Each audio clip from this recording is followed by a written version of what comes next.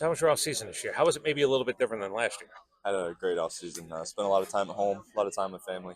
It was definitely different than last year. Had a little more time to kind of decompress and take in the year. So it was really nice to be able to sit back and kind of reflect over the year. Do you guys sort of get exit interviews where they say, "Here's what we want you to work on"? Stay a little bit away from that, but maybe work on this. Is that sort of how they leave you to go into the off season? Oh yeah. They kind of give us an understanding of, or they kind of give us a idea of what they want us to do over the off season, what they want us to work on, and more not it's not like a huge like, hey, we expect this when you Right. come in. It's just kind of, hey, like, this is how your year went, and they do it again when we come to spring training. So it's really nice to kind of see where we stand after the year. Do you get a packet information or something on the drive? Or no?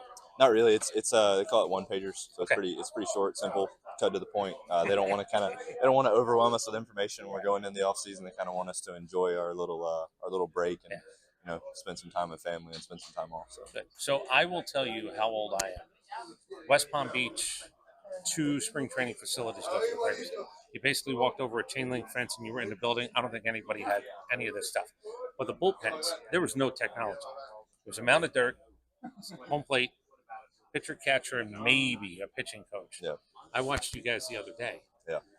I don't want to ask if you don't want to say, but were you hit 90 the other day? Uh, I honestly I don't look at it during my Okay, bullpens, good for but you. you know who knows? But it's different that you guys come in ready to flip that way. Yeah, It's not 60%. It's not. yeah, The buildup begins yeah.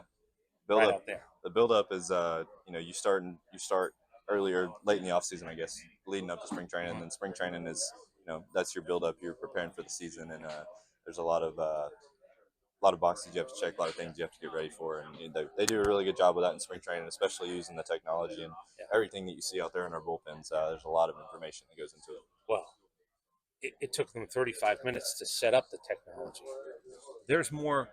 We joke. There's more in one lane there than I've ever seen in big league parks up until the last couple of years. Yeah, You have it absolutely. all down here, and there's three lanes. The Got to work. best part is if you go and ask for the information after your bullpen and seeing all that together, Yeah. and it's everything you see out there. They can put it all into one video.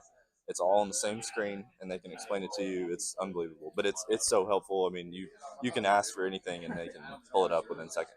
It's crazy when you walk by, you hear pops of catcher's mitts, which again, I'm just telling you, in the beginning of spring training years ago, you didn't quite hear that sound. You heard guys getting ready to create that sound. Yeah, I mean, you have guys that you come in. There's a lot of guys here that throw really hard, and that's top to bottom. That's starters, relievers, closers, whoever it may be. So I guess our getting ready is a little harder than it used to be. Do you Can you even close your eyes and imagine life without TrackMan?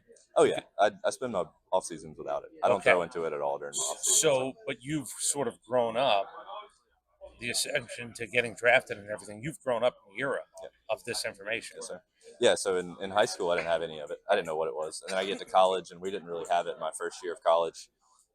We didn't really have it my sophomore year of college, Interesting. up until like the middle of the year, Okay. and then my junior year at Florida we had pretty similar to what we have here. What Had did a you lot of learn information. quickly that you wanted from it? And you're probably still in the process of that.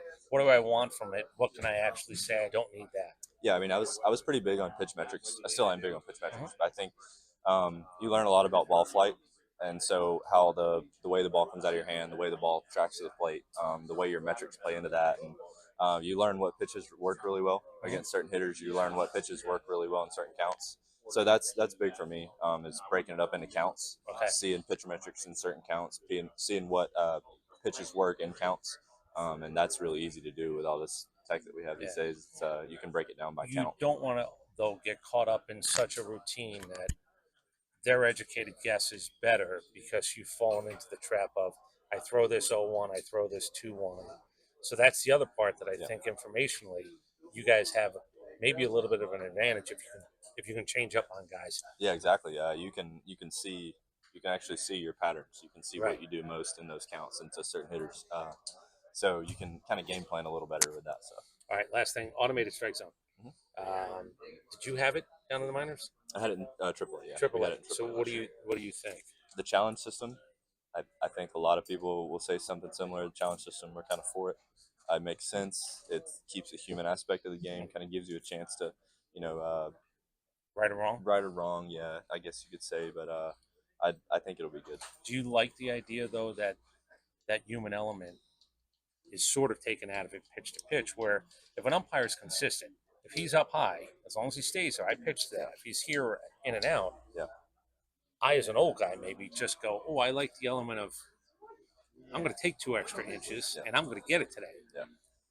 I think with the way guys throw now and the way pitching has developed and evolved, you see so much new stuff, like so many new pitches and like the way pitches move. It's kind of hard to fathom. Okay. And so for me, when you have that ability, like I mean, a lot of stuff's coming in there. It's moving a lot.